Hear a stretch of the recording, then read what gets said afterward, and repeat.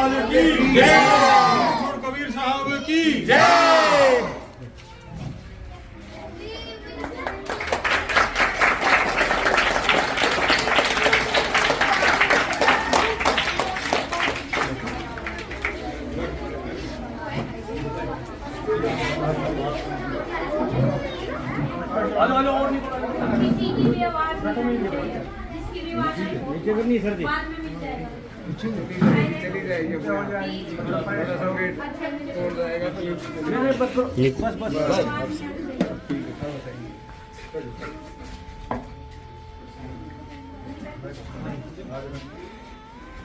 नमस्ते बच्चों। सबसे पहले मैं अपने बारे में बता दूं, मेरा नाम है नितिन दास। क्या नाम है मेरा? नितिन दास। मैं प्रचार करता हूं। किसका करते हैं प्रचार? परमात्मा का। परमात्मा का प्रचार करते हैं, देश विदेशों में जाते हैं, लोगों को समझाते हैं। इस प्रचार को क्या बोलते हैं हम? सत्संग। सत्संग का क्या मतलब होता है पता है किसी को? अच्छी अच्छी बातें बताना सत्संग होता है, लेकिन सत्संग में अच्छी बातों का जिक्र ही नहीं है। सत्संग क्या मतलब होता है सत्संग का? इसके नाम में छुपा है अर्थ। सत्संग यानी पता है किसी को? हाथ खड़ा करो जिसको सत्संग का मतलब पता है। सत्संग किसे कहते हैं? राम जी के कथाओं को, कृष्ण जी की कथाओं को सत्संग कहते हैं। उसको कथा कहते हैं, कथा प्रवचन। सत्संग का मतलब क्या होता है? सत का संग। सत का संग, सत्संग। तो हम सत्संग करते हैं। सत्य किसे अच्छा लगता है? दो चीजें होती है ना, सत्य और असत्य, सच और झूठ। झूठ किसे अच्छा लगता है? हाथ खड़ा करो।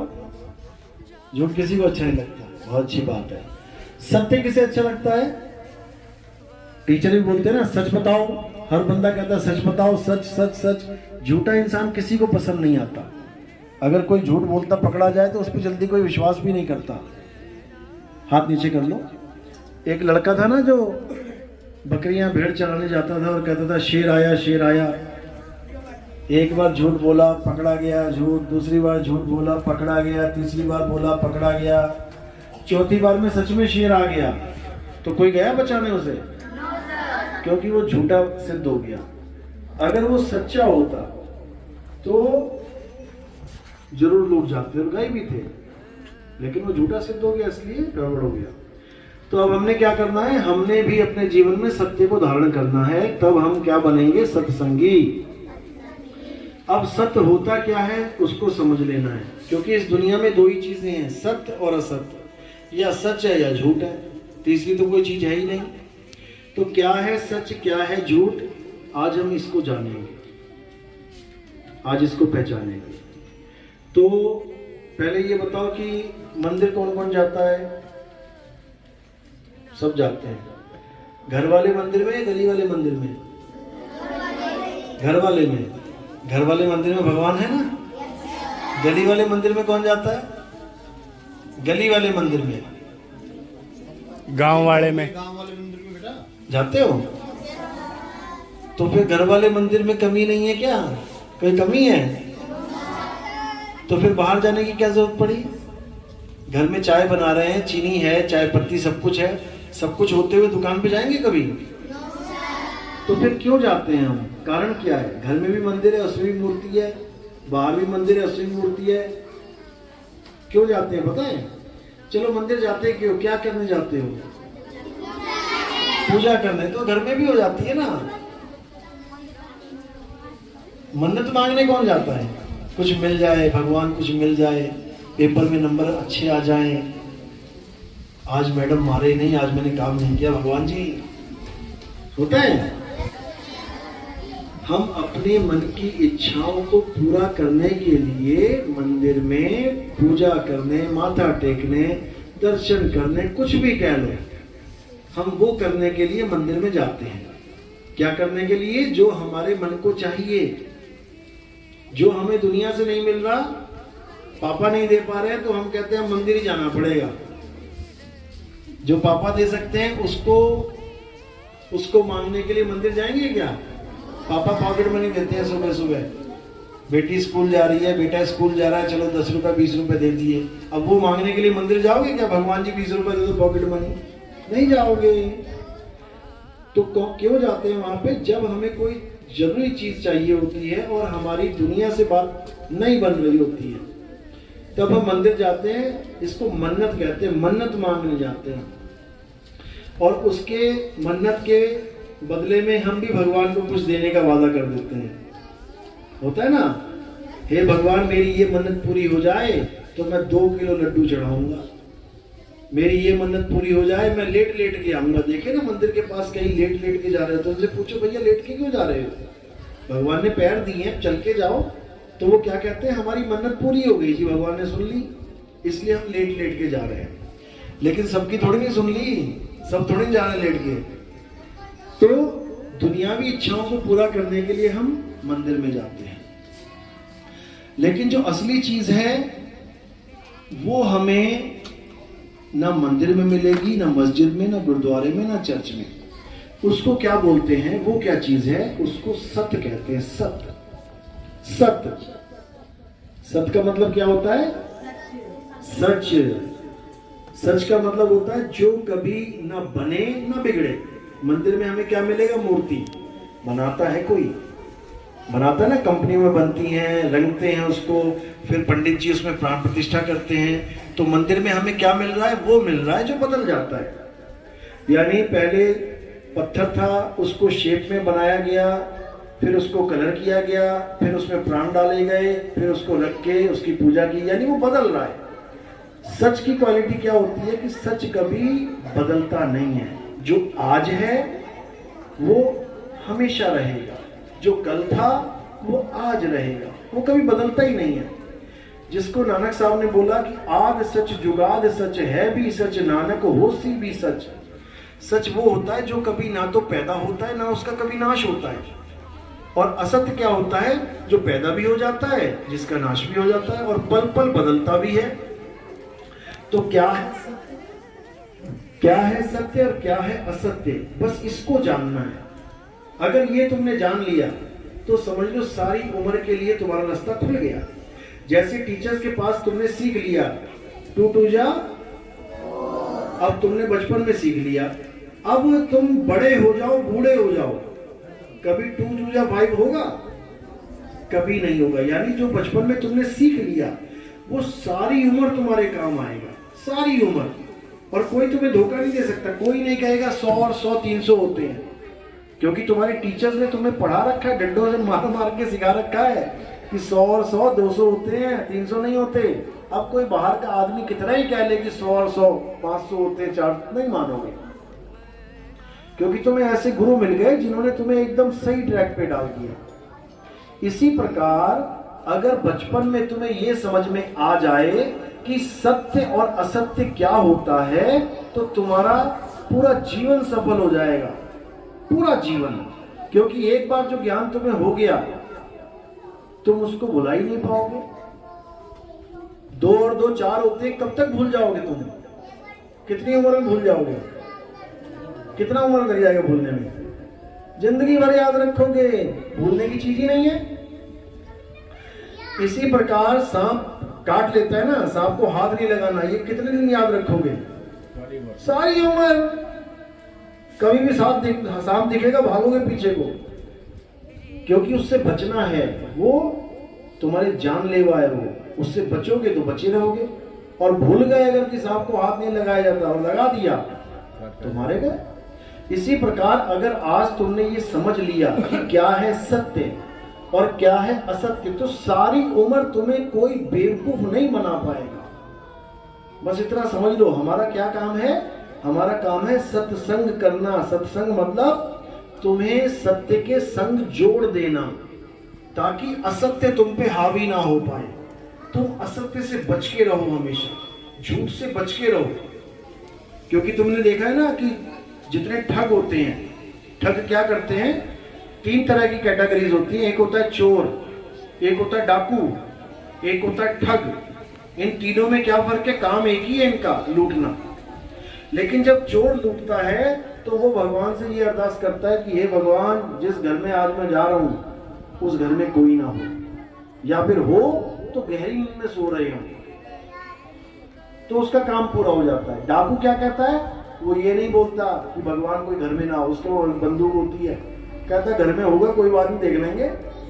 आता है, बंदूक लगाता है और बांध बांध के उसको साइड में करके लूट के ले जाता है। जो ठग होता है ना तो वो चोर होता है और ना ही वो डाकू होता है। ठग क्या होता है, जो तुम्हें मीठी मीठी बातें सुनाएगा, तुम्हारे विश्वास को जीतेगा, तुम्हें उस पर इतना विश्वास हो जाएगा कि यार ये तो मेरा दोस्त है, ये तो मेरा भाई है, और उसके बाद जैसे ही उसको मौका लगेगा वो तुम्हें ठग के चला जाएगा। तो तुम ना ठगे जाओ, इसलिए तुम्हें आज ये सत्संग दिया जा रहा है कि सत्य क्या है। क्योंकि तुम सब मंदिर जाते हो, तुम सब, कोई मुसलमान है तो वो मस्जिद जाएगा, कोई ईसाई है वो चर्च जाएगा, कोई सिख है वो गुरुद्वारे जाएगा। अच्छी बात है, जरूर जाना चाहिए। क्यों? क्योंकि वो हमारे स्कूल हैं। जैसे ये स्कूल है ना, यहाँ आना अच्छी बात है कि बुरी बात है? अच्छी बात है। लेकिन कुछ लोग नहीं आते बच्चे, कुछ बच्चे कभी स्कूल आते ही नहीं। आप देखोगे उन बच्चों को नाम तक लिखना नहीं आता। बड़े होके क्या करेंगे? अगर वो खाता भी खुलवाएंगे कहीं पे बैंक में तो क्या करेंगे? साइन तो करने आते नहीं, क्या करेंगे? अंगूठा लगाएंगे, अंगूठा छाप कहलाएंगे। लेकिन अगर तुमने एलकेजी भी पढ़ ली, यहाँ पे छोटे से छोटी क्लास भी अगर पढ़ ली और तुम्हें अपना नाम लिखना आ गया, तुम कितनी बार अंगूठा लगाओगे जीवन में? एक बार भी नहीं, क्योंकि तुम्हें अपना नाम लिखना आ गया। तो स्कूल आके अगर तुम 1 साल भी पढ़ गए तो उसका क्या फायदा होगा कि तुम कभी अंगूठा छाप नहीं कहलाओगे। चाहे तुम यहाँ 10वीं मत करना, 8वीं मत करना, पहली क्लास जो फर्स्ट बच्चों की क्लास है वो भी अगर तुमने पढ़ ली तो तुम अंगूठा छाप नहीं कहलाओगे। यानी कितना बड़ा फायदा है स्कूल आने का। तुम्हें कोई बेवकूफ नहीं बना पाएगा। तुम पढ़ लोगे कि क्या लिखा है, भले जोड़ जोड़ के पढ़ो, लेकिन पढ़ लोगे, समझ लोगे, क्योंकि अक्षर ज्ञान हो जाएगा पहली क्लास में। इसी प्रकार अगर तुमने आज सत्य को जान लिया कि सत्य क्या है, तो कोई तुम्हें ठग नहीं पाएगा। किसके नाम पे? भगवान के नाम पे। सबसे बड़ी ठग जो टीम है ना, वो भगवान के नाम पे ठगती है। सबसे बड़ी ठग टीम जो है, क्योंकि भगवान के नाम पे ही सारा काम चल रहा है। ये बड़े बड़े देश, अमेरिका, इंग्लैंड, जर्मनी, जापान, अरब देश, ये देश, वो देश, सबसे इंपॉर्टेंट क्या है उनके लिए?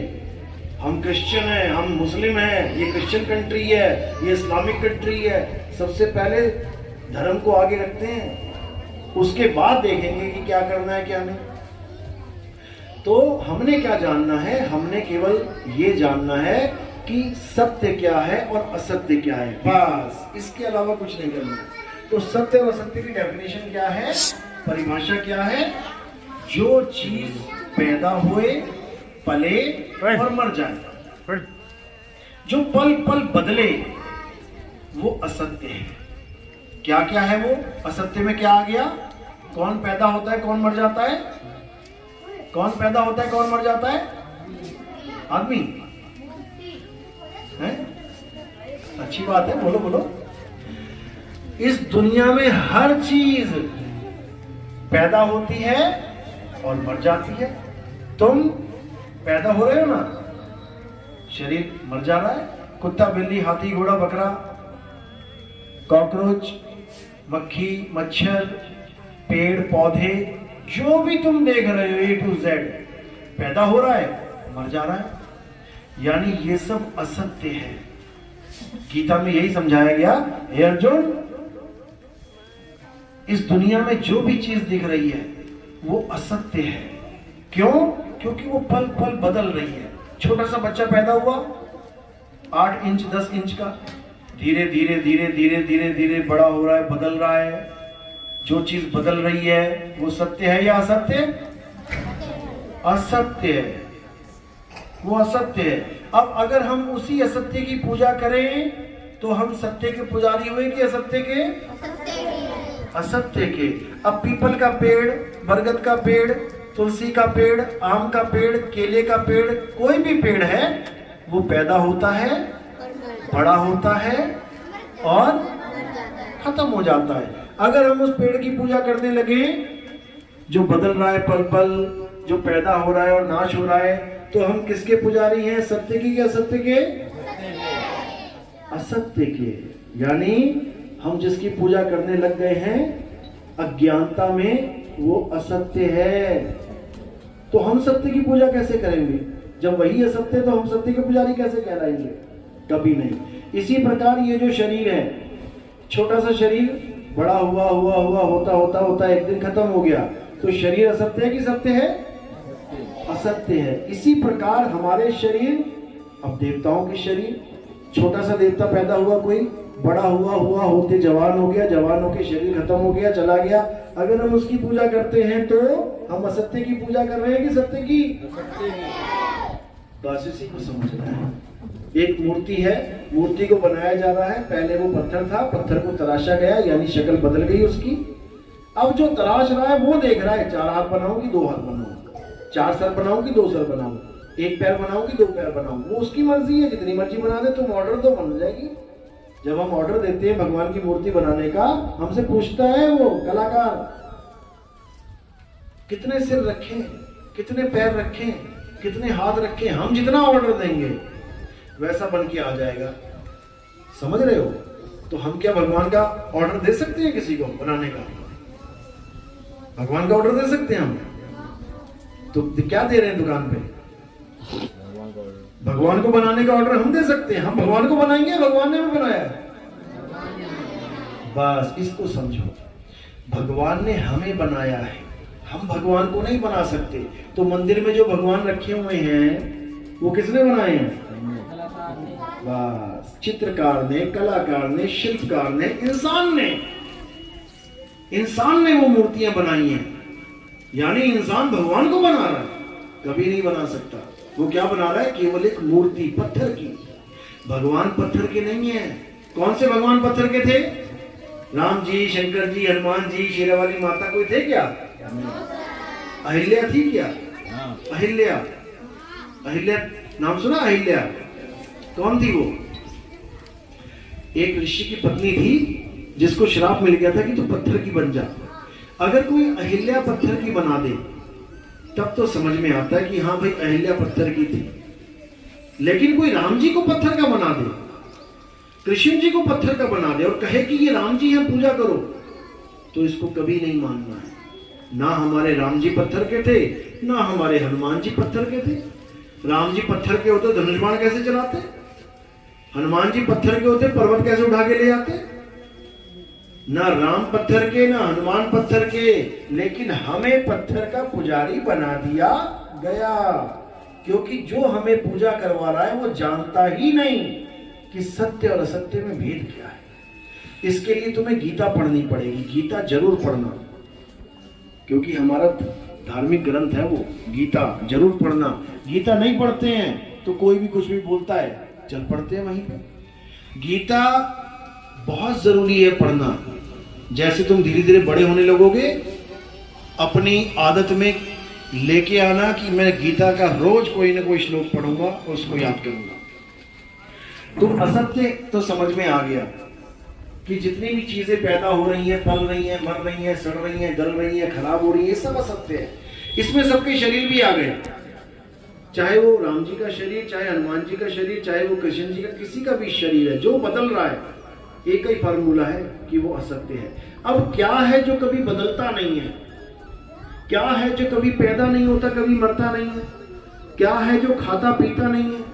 क्या है जिसे शस्त्र काट नहीं सकती, अग्नि जला नहीं सकती, वायु सुखा नहीं सकता, जल भिगो नहीं सकता? क्या है वो? किसको पता है? हाथ खड़ा करो।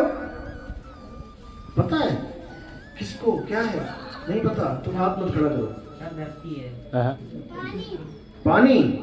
पानी को आग उड़ा देगी, पानी के नीचे आग लगा दो, उड़ जाएगा वो। उसको कोई बदल नहीं सकता, वो बदलता ही नहीं है। उसका कभी जन्म नहीं होता, मृत्यु नहीं होता। शराब क्या है? अरे क्या बात है, ताली बजाओ बच्चों। आ गया थोड़ी देर बाद घूम के, पहुंच गया ठिकाने पे। आत्मा, इस आत्मा को ना तो कोई शस्त्र काट सकता है, ना अग्नि जला सकती है, ना वायु सुखा सकती है, ना जल भिगो सकता है। ना तो इस आत्मा का कभी जन्म होता है, ना ही आत्मा की कभी मृत्यु होती है। तो सत्य क्या है? आत्मा ही सत्य है। किस किस ने आत्मा का नाम पहले सुना था? हाथ खड़ा करो। सभी आत्मज्ञानी है। सब अपनी अपनी आत्मा लेके आए हो साथ में? किसी की घर तो नहीं छूट गई? कहीं तकिए के किनारे पड़ी रह गई हो, तुम भाग गए बिना उठाए? सब लेके आए हो? अपने अपने ज्योमेट्री बॉक्स लेके आए हो? बैग लेके आए हो?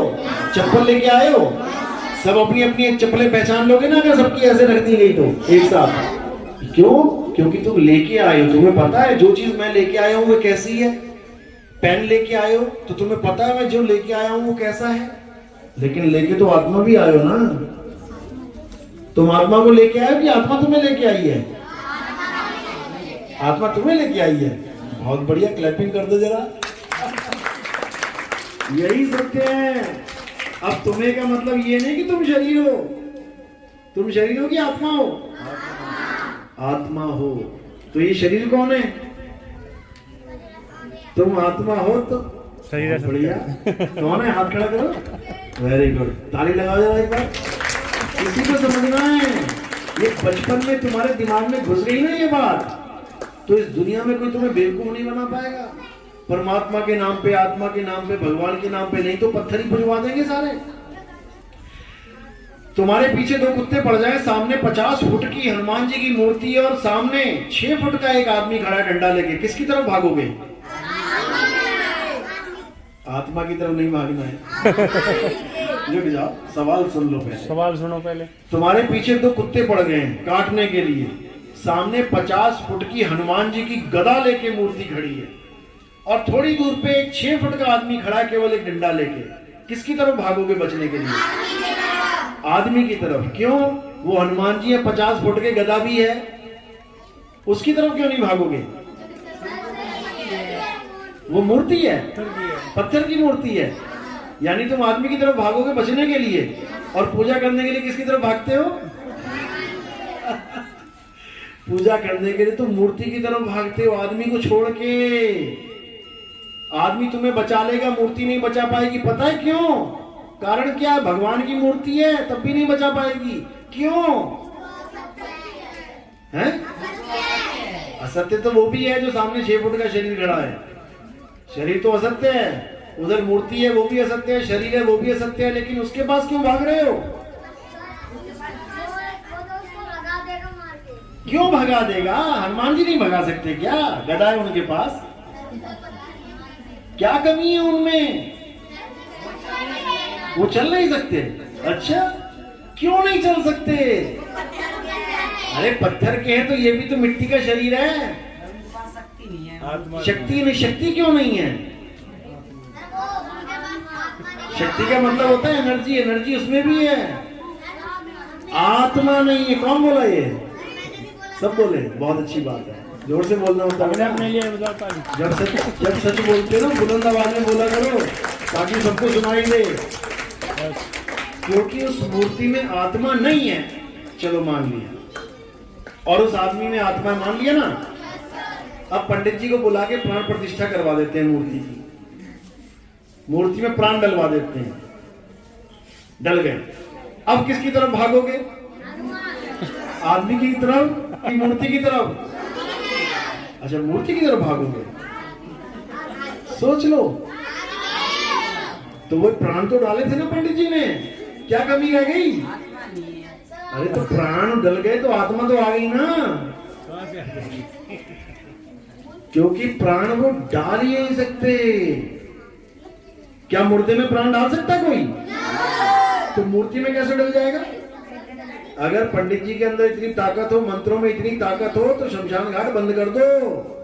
कोई भी मरा, मंत्र मारा, प्राण डाले, चलो मेरे भाई, बात ही खत्म हो गई।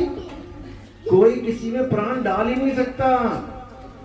केवल एक हमारे दिमागों में ये डाल दिया गया कि नहीं जी ये प्राण प्रतिष्ठा हो गया। ऐसा कुछ नहीं होता। मूर्ति मूर्ति रहेगी।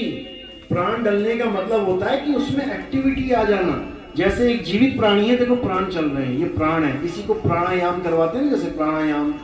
तो प्राणों के आने जाने का जो विधि है उसको अगर हम सही कर ले तो वो प्राणायाम कहलाती है। वैसे तो हम प्राण आ रहे हैं जा रहे हैं, सांस ले ही रहे हैं, लेकिन अगर इसको तरीके से करने लग जाएं तो वही योग कहला देता है। कुत्ता भी कर रहा है, सांस ले रहा है, लेकिन कुत्ता योग नहीं कर सकता।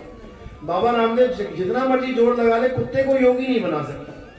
किसको बना सकता है? इंसान को। क्यों? क्योंकि इंसान अपने प्राणों की गति को रोक भी सकता है और तेज चला भी सकता है। ये इंसान कर सकता है। तो प्राण कोई किसी में डाल नहीं सकता, इस चीज को दिमाग से निकाल देना है। यानी ये बात सच है कि झूठ? झूठ है, झूठ है। मूर्ति में प्राण नहीं डल सकते, प्राण केवल आदमी में होते हैं। और एक बार निकल जाए ना तो कहते हैं प्राण पखेरु निकल गए, मेरे प्राण निकल गए, उसके प्राण निकल गए, अब डलते नहीं दोबारा वापस। तो इसी को समझना है। तो सत्य और असत्य, बस इन दो चीजों को याद रखना है। काया रूपी, मूर्ति रूपी मंदिर मस्जिद गुरुद्वारे पहले नहीं थे, धीरे धीरे बनना शुरू किया, यानी बदल रहा है सिस्टम। बन के तैयार हो गए, रंग हो गया, सब कुछ बढ़िया हो गया, धीरे धीरे अपने आप गिरने लग जाएंगे। यानी बने और बिगड़े असत्य है। जो भी कुछ आदमी बना रहा है, मंदिर मस्जिद गुरुद्वारे चर्च, कोई भी कुछ भी बना रहा है, सब असत्य है। हर चीज असत्य है। ये काया भी असत्य है। इसका भी मोह नहीं रखना है कि ये मैं हूं, मैं हूं, मैं, ये मैं नहीं हूं, ये मैं नहीं हूं। मैं कौन हूं? आप कौन हैं? आत्मा है। लेकिन इसको गाड़ी दे दी गई है चलाने के लिए। दो प्रकार की गाड़ियां हैं, एक आदमी और एक औरत, लेडीज एंड जेंट्स। एक तीसरी प्रकार की भी होती है, वो कहीं कहीं मिलते हैं वो लोग, आपने सुना होगा उनके बारे में, जो आदमी भी नहीं होते, औरत भी नहीं होती, जिनको किन्नर कह देते हैं वो लोग। वो तीसरी गाड़ी है, वो अलग है। वो कोई लाखों में कोई एक होता है, दो होते हैं, 5-10 होते हैं, छोड़ो उसको। मेन जो गाड़ियां मिली हैं वो दो मिली हैं, एक आदमी का शरीर, एक औरत का शरीर। दोनों बना कैसे है? अलग अलग तत्वों से या एक जैसा ही है? एक जैसे तत्वों से बना है, 5 तत्वों से बना है। 5 तत्व पता है आपको कौन कौन से? ऊपर से स्टार्ट करते हैं। सबसे ऊपर क्या है? आसमान, आकाश तत्व। उससे हल्का सा नीचे आओगे तो क्या मिलेगा वहां पे? वायु, वायु तत्व। और नीचे आओगे अग्नि, अग्नि तत्व। और नीचे आ गए, और नीचे आ गए धरती। ये 5 तत्व हैं। इसी को कहते हैं भा ग व आ न। क्या बन गया? भगवान। यानी जो भी 5 तत्वों से बन गया शरीर, वो क्या है? भगवान है। तो आप कौन हो? भगवान हो आप। ये मत सोचना कोई और भगवान है, तुम ही भगवान हो। भगवान क्या करते हैं? भगवान सृष्टि चलाते हैं। कहते हैं ना सृष्टि कौन चला रहा है? भगवान चला रहे हैं। तो इस सृष्टि चलाने का मतलब होता है इस दुनिया में बच्चे पैदा करना, आबादी लाना, यही सृष्टि है। तो कौन पैदा करता है बच्चे? भगवान की इंसान? तो भगवान कौन हुआ? इंसान ही भगवान है। इंसान ही भगवान है। लेकिन इंसान खुद को ना जानने के कारण एक पत्थर को भगवान मान बैठा है। जो अपने नाक पे बैठी मक्खी ना उठा पाए। तुम्हारे नाक पे मक्खी बैठी, क्या करते हो? 1 सेकंड नहीं लगाते हैं। और पत्थर के ऊपर कॉकरोच बैठ जाए नाक पे, हिलाएगा वो? हटाएगा क्या? तो फिर कौन है भगवान? तुम ही हो भगवान। तुम ही हो, क्योंकि तुम्हारे पास 5 तत्वों का मेल है। भा, भा से भूमि, गा, गा से गगन, वा, वा से वायु, आ से अगन, ना से नीर। ये 5 तत्वों का मेल ये बैठा है सामने, यही चला रहा है सृष्टि। और वो जो मंदिर में है वो केवल एक तत्व है, पत्थर। अगर 2 टकरा जाए तो उसमें अग्नि, इससे ज्यादा कुछ नहीं। तो इसी को समझना है। यानी हम ही भगवान हैं, इसी को जानना है। अब एक हो गया भगवान यानी 5 तत्वों का। अब एक है आत्मा। अब दोनों को समझ लेना है। भगवान हम कब तक हैं और आत्मा हम कब तक हैं, इसको समझ लेना है। हम भगवान कब तक हैं? जब तक हमें आत्मा का ज्ञान नहीं हुआ, तब तक हम भगवान हैं। जैसे आपका क्या नाम है बेटा?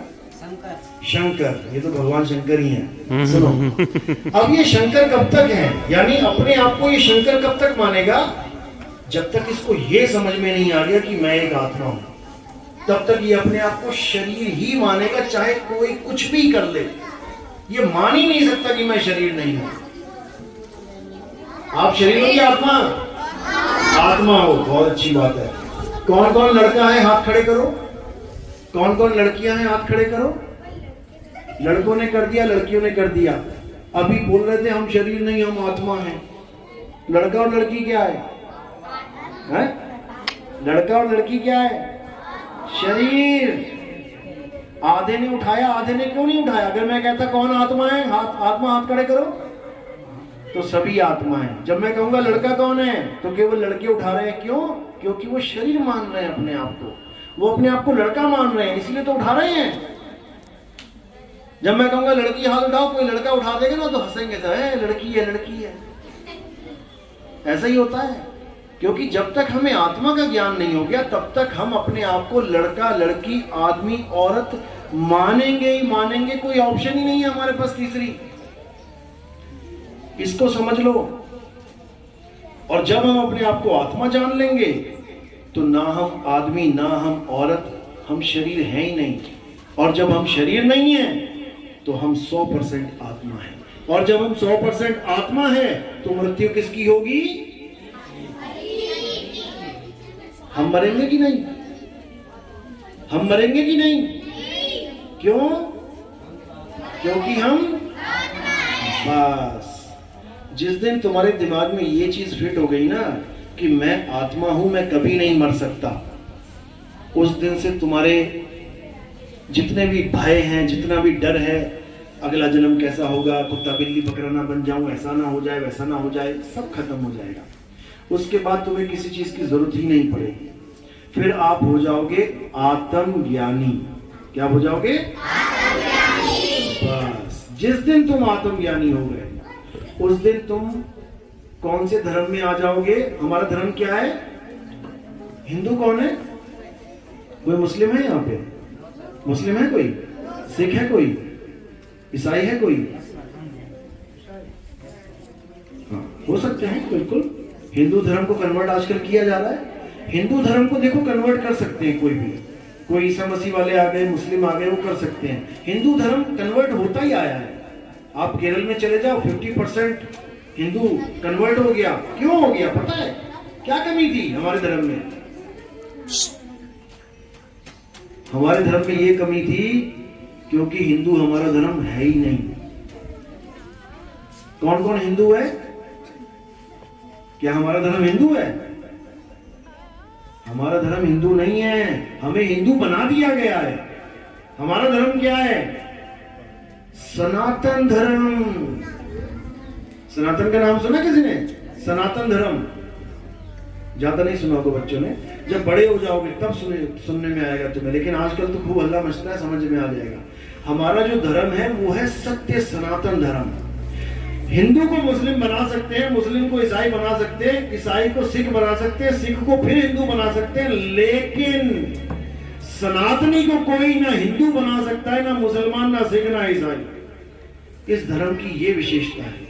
जो एक बार सनातनी हो गया ना, क्योंकि अभी तो सब भूले पड़े हैं सनातन को। सनातन कोई मूर्ति पूजा करने वाले को नहीं कहते हैं। सनातन किसी मस्जिद में जाके नमाज पढ़ने वाले को नहीं कहते हैं। सनातन कोई सिख या ईसाई को नहीं कहते हैं। सनातन क्या है?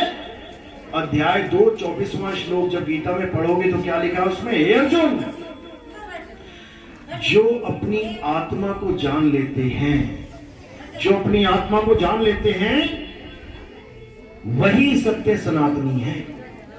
और जो अपनी आत्मा को नहीं जान पाए वो किसी भी धर्म में कन्वर्ट हो सकते हैं। थोड़े से पैसे के लिए, थोड़ी सी फैसिलिटीज के लिए, थोड़ा सा इज्जत मान पाने के लिए।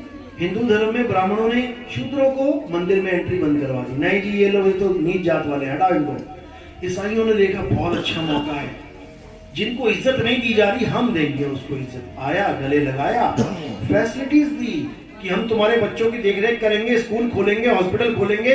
इन पंडितों ने तुम्हें शूद्र कह के धिक्कार दिया, हम तुम्हें गले लगाएंगे। हो गए? क्या हो गए? हिंदू से ईसाई हो गए। कोई मुसलमान आ गया, वो बताने लग गया हम तुम्हें फैसिलिटीज देंगे, ऐसा करेंगे वैसा करेंगे, हम भाई भाई हैं। जिसको इज्जत वहां नहीं मिल रही यहां मिलेगी, वो वैसा हो जाएगा। तो धर्म परिवर्तन हो सकता है, लेकिन सनातन परिवर्तन नहीं हो सकता। हम चाहे हिंदू बन जाए, सिख बन जाए, ईसाई बन जाए, लेकिन हम रहेंगे आत्मा। हम आत्मा रहेंगे, हमें कोई बदल नहीं सकता। हम आत्मा से शरीर नहीं हो जाएंगे। यानी हमारा एक ही धर्म है, आत्मा ही हमारा धर्म है। उसी आत्मा को भगवान कह लो, परमात्मा कह लो, वाहिगुरु कह लो, गॉड कह लो, रब कह लो, कुछ भी कह लो, वो उस आत्मा के सारे नाम है। चाहे उस आत्मा को तुम राम कह लो, और कहते ही आए हैं, तुझ में राम, मुझ में राम, सब में राम समाया, सबसे कर लो प्रेम, जगत में कोई नहीं पराया। अब हिंदू तो कहेगा हाँ ठीक है भाई, तुझ में राम, मुझ में राम। मुसलमान कहेगा मैं न मानता राम जी को, तुझ में होगा राम, मुझ में नहीं है। क्यों? मैं तो अल्लाह को मानता हूं। लेकिन यहां पर राम, भगवान राम की बात नहीं है।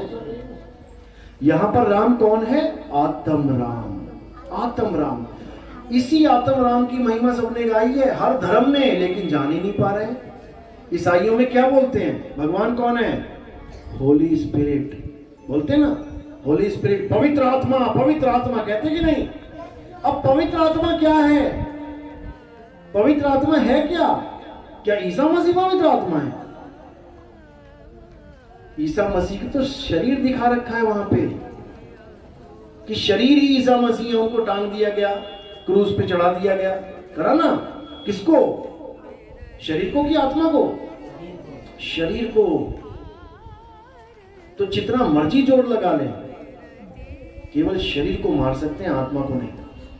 तो आत्मा ही है होली स्पिरिट, आत्मा ही है पवित्र, आत्मा ही है निर्मल, आत्मा ही है अजन्मा, आत्मा ही है अविनाशी।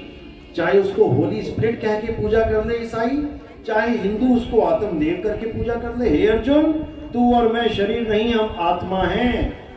तेरे मेरे शरीर भी खत्म हो जाएंगे, मर जाएंगे। कृष्ण जी का शरीर मरा कि नहीं मरा? कैसे मरा था शरीर कृष्ण जी का? पैर में तीर लग गया, पता है बच्चों को?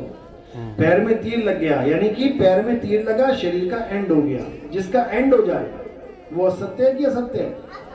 असत्य है। लेकिन पैर में तीर लगा है, कृष्ण जी के तीर नहीं लगा, क्योंकि कृष्ण जी शरीर है ही नहीं।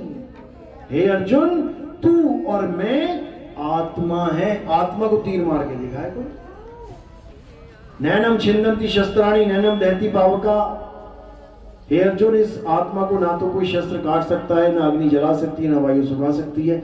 आत्मा को कोई कुछ कर ही नहीं सकता। अगर इस दुनिया में कुछ पूजनीय है तो वो केवल आत्मा ही है। देवी देवताओं की पूजा ना करके हमें अपनी आत्मा को जानना चाहिए। अध्याय 3 17वां श्लोक। हे अर्जुन, जो अपनी आत्मा में रमण करते हैं, जो अपनी आत्मा में तृप्त हैं, सेटिस्फाई हैं, जो अपनी आत्मा में संतुष्ट हैं, उनके लिए कोई धार्मिक कर्म कर्तव्य लागू ही नहीं होता। उनको किसी मंदिर, मस्जिद, गुरुद्वारे जाने की जरूरत ही नहीं पड़ती। उसको आत्मा में ही परमात्मा मिल जाता है। लेकिन ये आत्मा का ज्ञान समझना इतना मुश्किल है कि पूरा दिन में आत्मा आत्मा आत्मा करता रहूं, तुम समझ ही नहीं पाओगे कि आत्मा होती क्या है, किसकी पूजा करूं, कैसे करूं, क्या करूं, कोई समझ ही नहीं सकता। जैसे मैं पूरा दिन बोलता रहूं करंट करंट करंट, लेकिन मेरे बोलने पर, तुम्हारे सुनने पर भी तुम्हें करंट का अनुभव नहीं हो सकता। तुम्हें कभी समझ में ही नहीं आएगा कि करंट होता क्या है, होता कैसा है। किस किस को अपने जीवन में करंट लगा है? 1 बार, 2 बार, 3 बार? सारे हाथ खड़े करो जो जिसके लगा है करंट। जिसके नहीं लगा है, कभी नहीं लगा, वो खड़ा करो। सारे हाथ नीचे कर दो, सब नीचे कर दो। जिसको आज तक कभी करंट नहीं लगा वो हाथ खड़ा करो। करंट नहीं लगा बेटा कभी, आज तक नहीं लगा। अब इन लोगों को, इन बच्चों के आगे तुम 1000 बार कह दो करंट बड़ा खतरनाक होता है, करंट लगता है, झटका लगता है, ये कभी सोच ही नहीं सकते। इनकी बुद्धि वहां तक जा ही नहीं सकती कि करंट होता कैसे। ये कब समझोगे? जिस दिन किसी तार में तुम्हारी उंगली टच हो गई और उसमें करंट फ्लो कर रहा हो, उस दिन तुम्हें समझ में आ जाएगा, अच्छा जो टीचर, जो मेरे दोस्त करंट बोल रहे थे वो ऐसा होता है। अब वो करंट तुम्हें सारी उम्र याद रहेगा। ऐसा हो नहीं सकता कि तुम भूल जाओ। बल्कि कहीं पर भी तार लगी होगी ना तो उंगली पीछे ही रखोगे हमेशा कि कहीं गलती से टच ना हो जाए। इतना डर हो जाएगा तुम्हें। क्यों? क्योंकि तुमने उसको जान लिया है तत्व रूप में।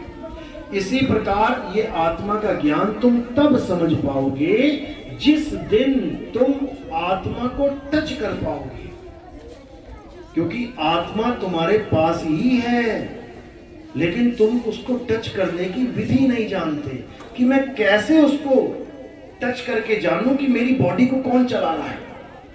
करंट पंखे को घुमा रहा है, चला रहा है, यानी पावरफुल है, उसको पावर भी कहते हैं। पावर आ गई, पावर चली गई। अब एक आदमी मर गया, उसमें तुम दोनों तारे लगा दो। जो पंखे को चला सकता है, आदमी को चला पा रहा है क्या? नहीं चला पाएगा। इसका मतलब आत्मा करंट से भी बहुत ज्यादा पावरफुल है। करंट पंखे को चला सकता है, शरीर को नहीं चला सकता। आत्मा सुपर पावर है, लेकिन उस आत्मा को कोई जान ही नहीं रहा है। इसीलिए सब संतों को आना पड़ता है और आत्म ज्ञान का भेद समझाना पड़ता है, ताकि सब के सब अपनी आत्मा को जाने और जन्म मरण से मुक्त हो जाएं। बार बार जन्मना, बार बार पैदा होना, इसी को खत्म करना है। इस दुनिया में आने का यही मकसद है। इस दुनिया में आने का मकसद नहीं है मैं बड़ा आदमी बन जाऊं, मैं बड़े बड़े बिल्डिंगें खरीद लूं, मैं करोड़पति हो जाऊं। उससे क्या होगा? एक दिन सारा पैसा सब कुछ छोड़ के चले जाओगे। फोटो पे हार डाल दिया जाएगा, उठा के तुम्हारी लाश को आग पे डाल देंगे, जल जा, या जमीन में गाड़ देंगे, गड़ जा। मकसद हमारे जीवन का ये नहीं है। ये तो केवल हमें खाने पीने के लिए, रहने के लिए, सुख साधन के लिए एक वस्तु बन गई है कि नौकरी करो, बिजनेस करो, पैसा कमाओ। लेकिन हमारे जन्म का मकसद क्या है? अगर वो पूरा नहीं किया तो फिर रोते हुए जाना पड़ेगा। जब इंसान मरता है, अंत समय आता है, तो क्या होता है? आदमी रोने लग जाता है। कौन रोते हैं पता है? जब एग्जाम होता है तो कौन से बच्चे परेशान रहते हैं? आज एग्जाम है, फाइनल एग्जाम है, कौन परेशान होगा? और कौन मजे से जाता है, पेपर करके आता है? दो प्रकार के बच्चे होते हैं ना। एक पूरे साल मौज करते हैं, मस्ती मारते हैं, और जब पेपर आया तो रोते हैं। और एक पूरे साल पढ़ाई करते हैं और जब पेपर आता है तो हंसते हैं। यानी जो पूरे साल पढ़ा है वो आराम से जाएगा पेपर देके, चाहे वो पेपर वाले दिन से पहले ना पढ़े, क्योंकि सारा साल पढ़ा है, उसे पता ही है क्या लिखना है। और जो नहीं पढ़ते हैं वो पूरी पूरी रात बैठे रहते हैं जब पेपर आते हैं। क्यों? पूरे साल नहीं पढ़ा, तब भी नहीं कर पाते कुछ भी। क्यों? एकदम थोड़ी नहीं हो पाएगा ये सब। इसी प्रकार जो अपनी मृत्यु का इंतजाम आज से ही करने लग जाएगा, क्योंकि एक दिन एग्जाम सबका होगा, मौत सबको आएगी, चाहे वो बच्चा है, बूढ़ा है, जवान है, मौत किसी को देखती नहीं है, सबको मौत आएगी। मौत से पहले जो उसका इंतजाम कर ले वो हंसता हुआ जाएगा यहां से, और जो उसका इंतजाम नहीं करेगा, केवल माया में, दुनिया में उलझा रहेगा, वो बहुत रोएगा। और ये मत सोचना कि मौत किसने देखी, सबको दिख रही है। अड़ोस पड़ोस में देखो, कोई चाचा जी निकल गए, कोई ताऊ जी निकल गए, कोई दादाजी निकल गए, अर्थियां देखते आ रहे हो आज तक, लेकिन अपनी मौत को भूले पड़े। तो सबको पता है कि एक दिन मरना है, यानी एक दिन हमने भव सागर में गिरना है। भव सागर कहते हैं मृत्यु को। तो जिस दिन हम भव सागर में गिरेंगे और हमें पता भी है कि गिरना ही है, तो हमें क्या करना है? क्या करना होगा? किसी नदी में, किसी सागर में कोई गिरा दे आपको, उससे पहले पहले आपको क्या करना है? क्या करना है? कि डूबो ना, तैरना सीखना है। किसने बोला? ताली बजाओ इसके लिए।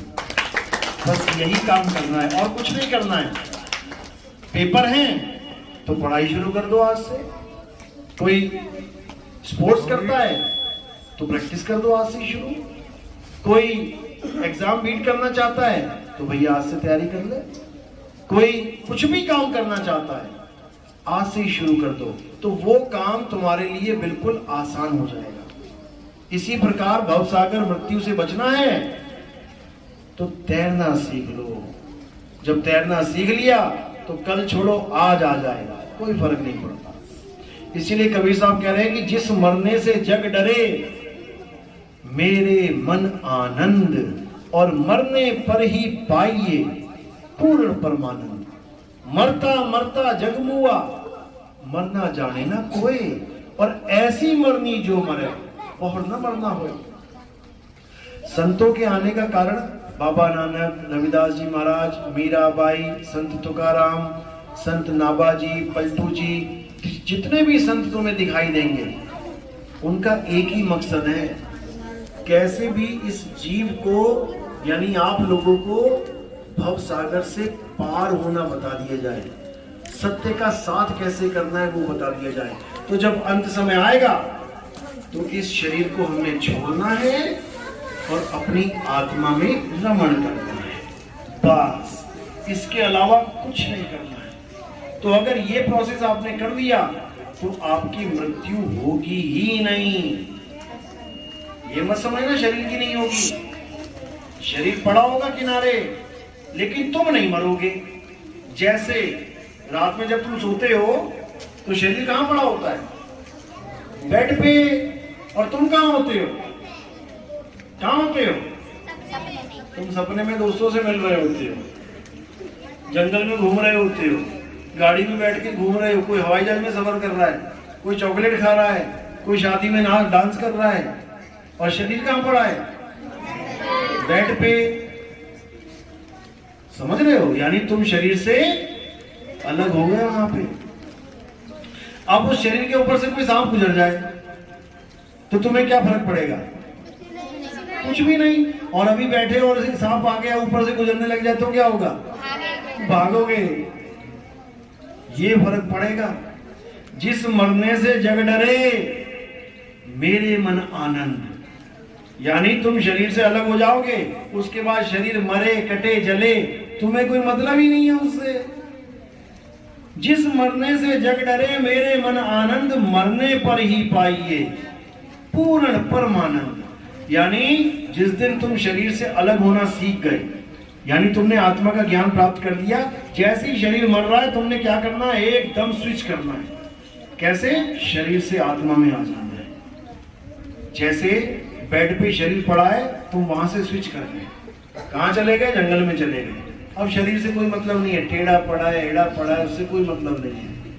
अब तुम मजे कर रहे हो वहां पे। इसी प्रकार जब शरीर छोड़ोगे तो मरोगे नहीं। जंगल में गए ना, मरे थोड़ी नहीं। जंगल में गए हो, खा रहे हो, पी रहे हो, मरे थोड़ी नहीं। और बेड पे शरीर मरा पड़ा है। यानी शरीर के मारे जाने पर भी अर्जुन हम कभी नहीं मरते। जैसे तुम्हारे दादाजी, तुम्हारे ताऊ जी, किसी की भी मौत आ जाती है तो क्या लिखते हैं कार्ड पे? मेरे पिताजी का स्वर्गवास हो गया। स्वर्गवास का मतलब क्या होता है? स्वर्ग में वास करना। वास यानी रहना। जैसे हम लोग कहाँ के वासी हैं? कौन से देश के वासी हैं हम भारतवासी हैं। वास मतलब वास करना, रहना। कहाँ रहते हैं? भारत में रहते हैं। तो जब हमने लिख दिया कि पिताजी का स्वर्गवास हो गया, यानी पिताजी अब कहाँ चले गए रहने के लिए? स्वर्ग में। तो पहले कहाँ रहते थे? मृत्यु लोक में। अब कहाँ चले गए? स्वर्ग में।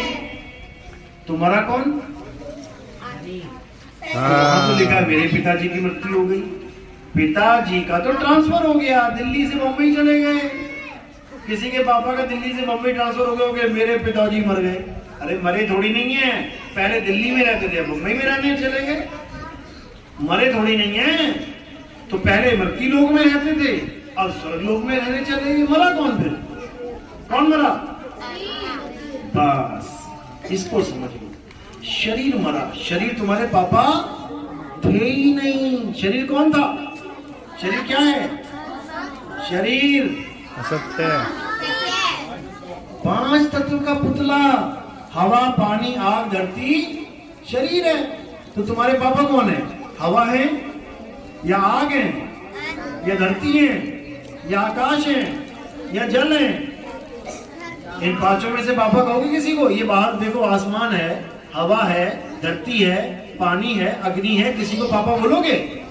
नहीं बोलोगे। लेकिन यही 5 तत्व जो जुड़ गए, एक मूर्ति बन के तैयार हो गई, उसको तुम पापा भी बोल दोगे, मामा भी बोल दोगे, चाचा भी बोल दोगे, एक दूसरे को भी नाम लेके पुकारोगे। जबकि तुम किसको देख रहे हो? 5 तत्वों को। हवा, आग, मिट्टी, ये सब ये बैठे हैं 5 तत्व। अब तुम्हें बुलाना होगा, हेलो 5 तत्व इधर आना। असलियत यही है। जब तुम कहते हो सुधीर इधर आना, तो सुधीर का मतलब है कि 5 तत्व का एक पुतला। अमरीश को सुधीर नहीं बोलोगे, क्यों? उसका पुतला अलग है, उसका अलग है, लेकिन है दोनों 5 तत्व। दोनों 5 तत्व हैं, समझ रहे हो? मैदे का मटरी बन गई, मैदे की मट्ठी बन गई। अब मटरी को मट्ठी और मट्ठी को मटरी नहीं बोलता कोई, बोलेगा क्या? लेकिन बनी किससे दोनों? मैदे से, यानी एक ही चीज है, लेकिन 2 रूप धारण करके बैठी है, अलग अलग हो गई। इसी प्रकार 5 ही तत्व हैं, सारे 5 तत्व हैं, लेकिन सब अलग अलग रूप बना के बैठे हैं ये 5 तत्व। इसलिए तुमने सबकी एक अलग अलग पहचान बना दी है। ये शीला है, ये सुनीता है, ये वो है, ये वो है, जबकि ये 5 ही तत्व हैं, ये भी वो भी। लेकिन अब वो कौन है जो हाँ जी कर रहा है? सुनील हाँ जी, सुनीता हाँ जी, रमेश हाँ जी। ये कौन है जो हाँ जी कर रहा है? कौन है? वेरी गुड, यही है जो हाँ जी कर रहा है, जो अपने आप को भूला बैठा है कि मैं एक आत्मा हूं, और अपने आप को 5 तत्व मान के बैठ गया। बस इसी को समझना है। ये 5 तत्व यानी नाशवान जड़ तत्व, आत्मा यानी अविनाशी। तो जीसस कौन है? शरीर या आत्मा है? आत्मा। राम कौन है? शरीर या आत्मा? हनुमान जी कौन है? शरीर या आत्मा? हम तुम कौन है? शरीर या आत्मा? तो हम सब हो गए आत्मा, और शरीर क्या हो गया? 5 तत्व का पुतला। ना राम जी शरीर, ना हनुमान जी शरीर, ना कृष्ण जी शरीर, कोई शरीर है ही नहीं। सब आत्मा है, अविनाशी है। इसी को गीता में अध्याय 2 में बार बार समझाया गया कि हे अर्जुन, आत्मा को जानो, आत्मा को जानो। तुम धनुष बाण छोड़ के बैठ गए, मैं दादाजी को नहीं मारूंगा, मैं मामा जी का वध नहीं करूंगा। अरे तुम मामा जी दादाजी को मार ही नहीं सकते, क्योंकि दादाजी मामा जी शरीर नहीं, वो आत्मा है। तो इसी आत्मा के ज्ञान को प्राप्त करना हमारे जीवन का लक्ष्य है। जब तक हम आत्मज्ञानी नहीं बनेंगे, तब तक हमारा ये जन्म मरण चलता रहेगा। बार बार इस दुनिया में आना पड़ेगा, बार बार कुत्ता बिल्ली हाथी घोड़ा पता नहीं क्या क्या बनना पड़ेगा। आज पढ़ लिख के बड़ी मुश्किल से डंडे खा के डॉक्टर बने, पता लगा फिर मौत हो गई, फिर आ गए एलकेजी में, फिर डंडे खाते रहो। तो ये चक्कर चलता ही रहेगा, युगों युग बीत जाएंगे, जन्मों जन्म बीत जाएंगे, ये खत्म नहीं होगा। अब इसको कैसे खत्म करना है? आत्मज्ञान में आ गए। अगर आत्मज्ञान में आ गए, दोबारा किसी माँ के गर्भ में आपको जाना ही नहीं पड़ेगा, आपको इस दुनिया में वापस आना ही नहीं पड़ेगा, क्योंकि दुनिया में आने का मतलब है सुख और दुख को भोगना। ये कभी मत सोचना कि दुनिया में आना बहुत अच्छी चीज है, बिल्कुल नहीं, बिल्कुल भी नहीं। दुनिया में आके वो गलती हो गई है कि वो गलती सुधरने का नाम नहीं ले रही है, बार बार आना पड़ रहा है, जाना पड़ रहा है। दुनिया में आने के बाद ही सुख और दुख मिलेंगे। थोड़े से सुख मिलेंगे तो बहुत अच्छी लगेगी दुनिया, थोड़े से दुख आ गए तो बंदा कहता नहीं मैं तो नस काट लूंगा, मैं तो पंखे पे लटक जाऊंगा, मैं तो जहर खा लूंगा। थोड़ा सा भी दुख हम सहन नहीं कर पा रहे हैं, तो भैया ये दुनिया दुख और सुख से ही बनी है। यहाँ राम जी को 14 साल का दुख मिल गया, 14 साल घर से बाहर जंगलों में भटकना पड़ रहा है। तुम्हें तो 14 घंटे भी नहीं तुम बिता पाओगे जंगल में, उनको 14 साल बिताने पड़ गए।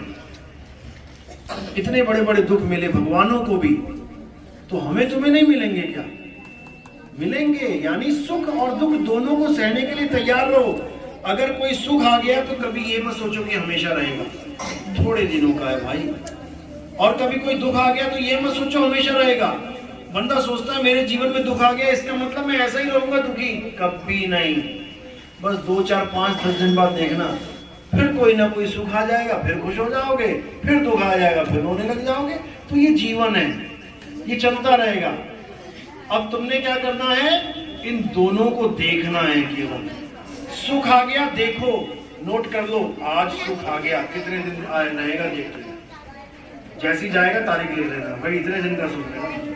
और कोई दुख आ गया तब भी नोट कर लेना, फिर उससे तुम्हें ये पता लग जाएगा कितने दिन किया।